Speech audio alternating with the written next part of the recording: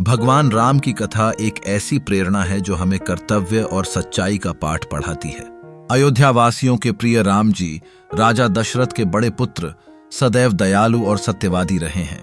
यह कहानी तब आरंभ होती है जब रानी कैकेयी ने एक दिन राजा दशरथ से 2 वरदान मांगे। पहला, वह भरत को राजा बनाएं और दूसरा, राम को 14 साल के वनवास पर भेजें। यह सुनकर महल में अचंभा और शोक का वातावरण छा गया, लेकिन राम जी ने अपने पिता की आज्ञा का पालन करने का निर्णय लिया।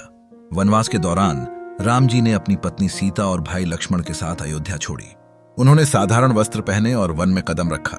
उस घने जंगल में राम जी ने साधुओं की रक्षा की और निर्दोषों की मदद की। यह उनके चरित्र की महानता को दर्शाता है। लेकिन एक दिन राक्षसी शूर्पणखा ने लक्ष्मण से संघर्ष किया, जो एक श्रृंखला की शुरुआत थी। इस संघर्ष के बाद लंका के राक्षस राजा रावण ने सीता जी का हरण कर लिया। राम जी पर इस घटना का गहरा प्रभाव पड़ा, लेकिन उन्होंने हार नहीं मानी। उनके साहस और निष्ठा ने उन्हें महान भक्त हनुमान से मिलवाया। हनुमान जी ने समुद्र पार करके लंका में सीता जी को खोज निकाला। यह मित्रता और बलिदान की मिसाल थी।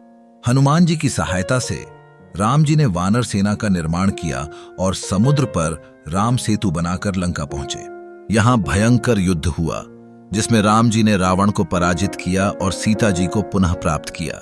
इस महान जीत के बाद 14 वर्षों की कठिनाई समाप्त हुई और राम जी अयोध्या लौटे। उनका स्वागत दीप जलाकर हुआ और यही दिन आज भी दीपावली के रूप में मनाया जाता है। राम जी की यह कहानी केवल एक किंवदंती नहीं है, बल्कि यह हमें सिखाती है कि सच्चाई, करुणा और साहस से कठिनाइयों का सामना किया जा सकता है।